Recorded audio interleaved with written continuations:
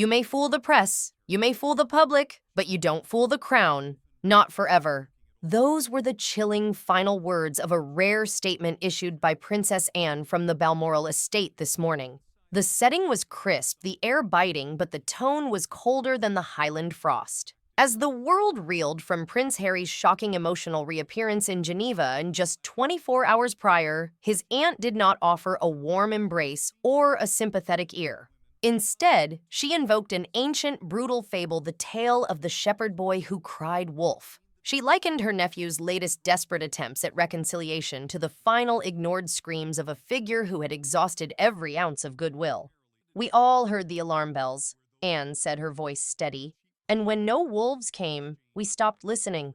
I fear this latest cry is too late, even if it is real." The weight of that statement has settled heavily across Britain, pressing down on the hopes of anyone who thought a reunion was imminent. It wasn't just a personal dismissal from an aunt to a nephew. It was an institutional door slamming shut. For Prince Harry, whose return to the UK earlier this month carried quiet, fragile hopes of forgiveness, this marked a public severing of his last remaining threads to the House of Windsor. But to understand why the door was slammed so hard, we have to look at the chaotic, heartbreaking days that led up to this moment. Because what happened in Geneva wasn't just a speech, it was the end of an era. Earlier this month, Prince Harry touched down in London not as a prodigal son, but under the harsh fluorescent glare of his legal battle against associated newspapers. Having secured a partial victory against the Mirror Group previously, Harry was described by insiders as emboldened. He believed this trial would be the vindication of his crusade against the tabloids, and perhaps the key to unlocking the palace gates. A legal insider claimed Harry saw this as a turning point, a moment where he could prove his worth to his family by fighting their shared enemies. Privately, he had submitted a formal request to meet Prince William and Princess Catherine, proposing a face-to-face in Windsor away from the cameras, just brothers talking. But the Wales family had other plans. On January 16th, just one day before Harry's scheduled return, William and Catherine quietly boarded a royal jet bound for Aberdeen. Kensington Palace insisted it was a long-standing commitment to visit youth programs near Inverness, but the timeline tells a different, sharper story. Had they waited just 24 hours, the meeting Harry begged for could have happened. Instead, they put 500 miles between themselves and the Duke. It was a silent message, louder than any shout. No such meeting was ever going to take place. While Harry was facing the cold shoulder in Britain, the scene in California was starkly different. Throughout the court proceedings, Meghan Markle was notably absent. Her team cited parental duties and professional engagements, but sources close to the court confirmed there was no request to attend, no video link, no statement of support. Instead, on January 20th, Meghan was photographed at a closed-door wellness summit in Palo Alto, flanked by venture capitalists. She wore a crisp white pantsuit and noticeably no wedding ring. The images sent social media into a spiral, which only deepened when it was revealed the event was sponsored by a Saudi-linked tech foundation. The founder, known only as MS in luxury circles, has long been rumored to be a key benefactor. As one former aide bluntly put it, "Let's stop pretending she's just networking. These are positioning plays, strategic ones. And Harry knows it." In a twist that feels like it was written by a tragic novelist, renewed whispers have surfaced regarding a ghost from Harry's past, a life that could have been.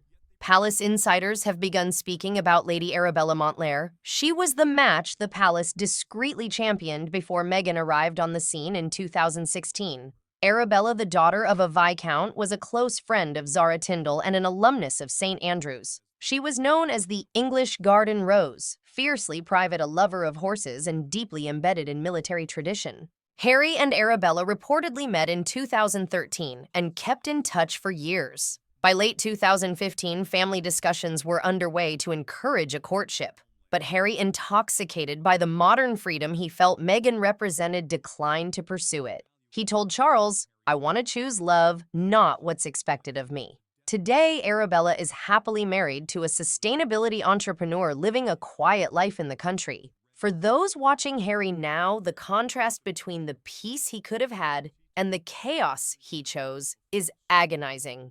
Harry's dream of escaping royal rigidity for Californian sunshine has by 2026 dissolved into something cynical. The palace walls are gone, but the control remains. Only this time, the Queen is not Elizabeth. By early 2024, the cracks in the Sussex marriage were no longer hairline fractures. They were canyons. Harry appeared at event after event, the Ripple of Hope Gala, the Women of Vision Awards, looking less like a partner and more like a prop. Critics dubbed him the royal coat rack standing off-center while Meghan dominated the red carpet. In a leaked call with a former military friend, Harry allegedly admitted, "I used to be a man with a mission. Now I'm just a supporting character in someone else's show." The turning point didn't happen on a stage, but in the nursery.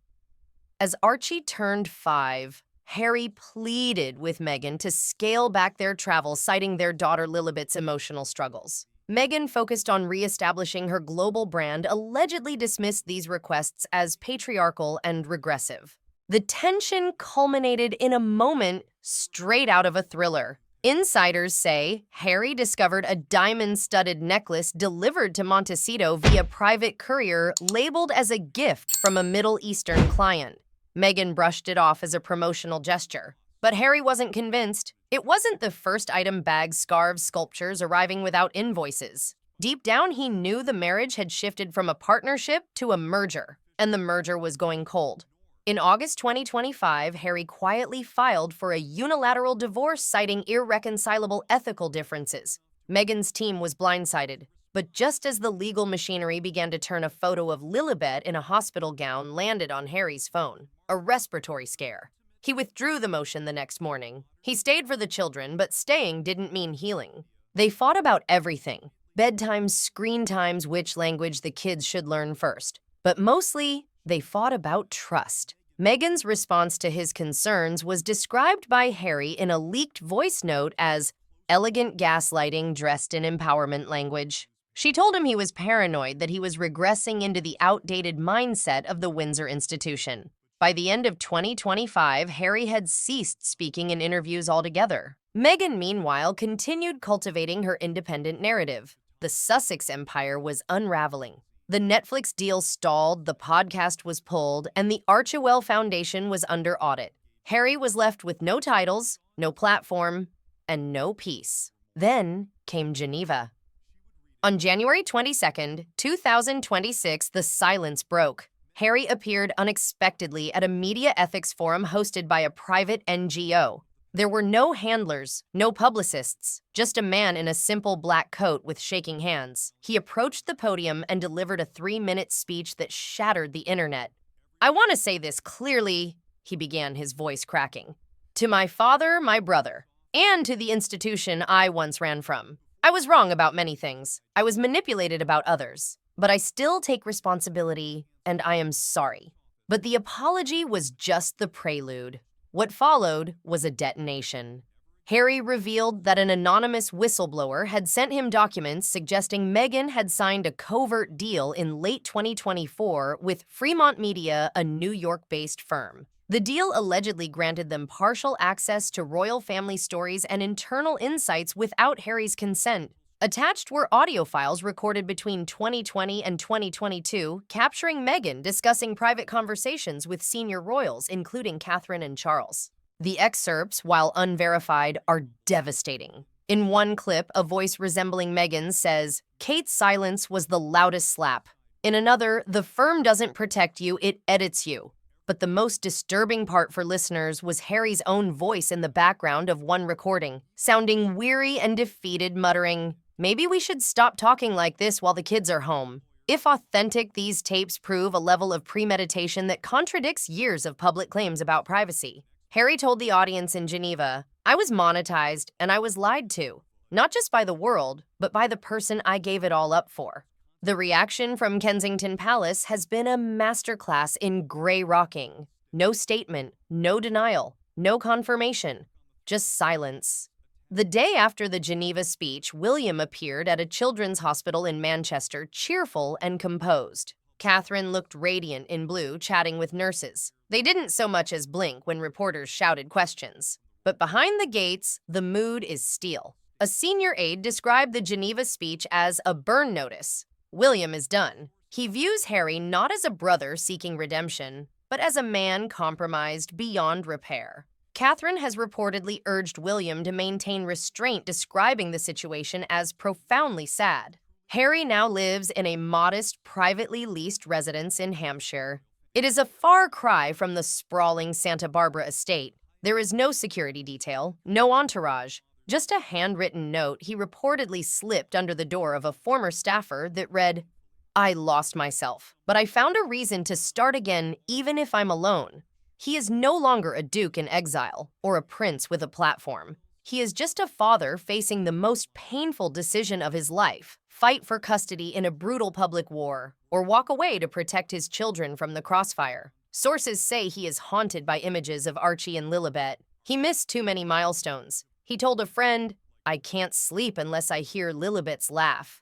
The tragedy is that his return to the UK hasn't brought him home. It has only highlighted his homelessness. Princess Anne's team had reached out in early January offering limited Crown estate space for supervised reunions, likely in rural Gloucester. But she made it clear this was not a path back into the institution.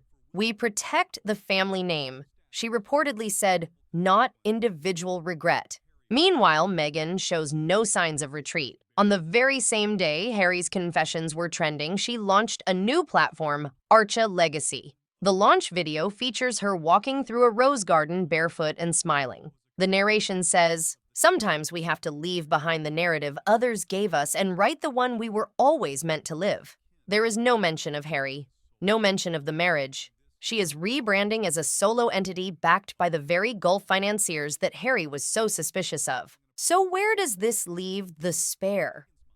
In the quiet corners of his Hampshire retreat, far from the Californian canyons and the manicured hedges of royal estates, Prince Harry paces alone. The house is silent. His thoughts are loud. On January 24th, Princess Anne was asked at a Commonwealth event if Harry had a path back. She paused, looked the reporter in the eye, and delivered the line that will likely define history's view of this saga. "The monarchy is not a boarding house," she said. "You don't return between storms. When one chooses to exit, one accepts the consequences. We can offer privacy, but not rehabilitation." It was the final nail. Harry is now the boy who once lived in the palace, not the man who will return to it. He learned too late that some roads once abandoned cannot be retraced, and some crowns once discarded never return. The shepherd boy cried wolf, and indeed the wolf came. But just as Anne predicted, there was no one left to listen. But if you think the Geneva speech was the absolute bottom of the barrel for this saga, you are wrong. To truly understand why Harry looked so broken on that stage, we have to look at the specific details of the Fremont Papers that haven't made the front pages yet. It wasn't just that Meghan allegedly signed a deal. It was what she was selling. According to the whistleblower documents Harry received, the contract included a clause for psychological landscape mapping. In plain English, Meghan wasn't just selling stories, she was allegedly selling psychological profiles of the people closest to her. The documents suggest that private moments regarding Prince William's temper and King Charles's bouts of melancholy were itemized as high-value narrative assets. For Harry, a man who has spent his entire life running from the invasiveness of the press, discovering that the invasion was coming from inside his own bedroom was the ultimate betrayal. And then there is the shadow of MS. Throughout the script of this divorce, one figure has remained in the blurred background until now. The transcript of Harry's leaked call to a friend references his unease about a Saudi-linked tech foundation. We can now connect the dots. The MS, referred to in luxury circles, is rumored to be a Gulf-based tycoon with a portfolio in digital media and AI. Sources say Harry's suspicion peaked not when the gifts arrived, but when the debt disappeared. Remember the financial strain the Sussexes were under, the security costs, the lifestyle upkeep. Insiders claim that a significant portion of their lingering debt, dating back to their stay at Tyler Perry's residence, was quietly settled in late 2025. Harry, who had been stressing over their cash flow, was reportedly told it was handled via legacy residuals, but the math didn't add up. When Harry confronted the accountants, the trail led back to a shell company registered in Delaware with funding streams originating from the same region where Meghan had been attending those women's leadership summits. The realization hit him hard. He wasn't the provider anymore. He wasn't even the partner. He was the hushed dependent in a new empire he didn't consent to build. While the world focuses on Harry and Meghan, the silence from Buckingham Palace hides a much more painful personal struggle. We know Princess Anne's stance, she's the enforcer. But what about the king's sources close to the private quarters at Sandringham paint a picture of a father torn apart? King Charles is reportedly devastated. He has been transitioning more duties to William, not just because of age, but because the emotional toll of this slow-motion car crash has exhausted him. An aide reported that on the night of the Geneva broadcast, Charles retired to his study and did not emerge until the following morning. He wants to pick up the phone. He wants to call the boy he walked behind Diana's coffin with, but the gray suits the palace courtiers have advised against it. They argue that any direct contact could be recorded, edited, and used in Meghan's next media venture. The King of England, a man who commands armies and dissolves parliaments, is powerless to speak to his own son because the trust is so completely eroded. He has been reduced to getting updates on Harry's well-being through lawyers and security briefings. The shepherd boy analogy isn't just a fable to Charles. It's a tragedy he watches on repeat. And so we are left with the image of Harry in Hampshire. The details of his new life are stark. He has returned the keys to the luxury Range Rover that was registered to the Archewell Trust, a symbolic shedding of the Hollywood skin. He drives a modest leased vehicle now. He shops for his own groceries in a local village where the locals have formed a protective ring of silence around him, refusing to speak to the paparazzi. The custody battle referenced in court files as Case 2025-DR-3381 is technically sealed, but the reality is leaking out. Harry's initial dream of a bicontinental childhood for Archie and Lilibet, 6 months in the UK, 6 in the US, was shot down by Meghan's legal team as disruptive to the children's stability. The tragedy is that Harry knows he cannot force them to live in the UK without Meghan claiming he is trapping them in the institution she despises. He is caught in a paralyzed paradox: stay in California and lose his soul, or stay in England and lose his daily connection to his children. For now, he waits. He waits for the legal system to grind forward. He waits for a text from William that will never come. And he waits for the world to move on to the next scandal so he can finally find some version of peace in the quiet, rainy dark of the English countryside. The shepherd boy has stopped crying.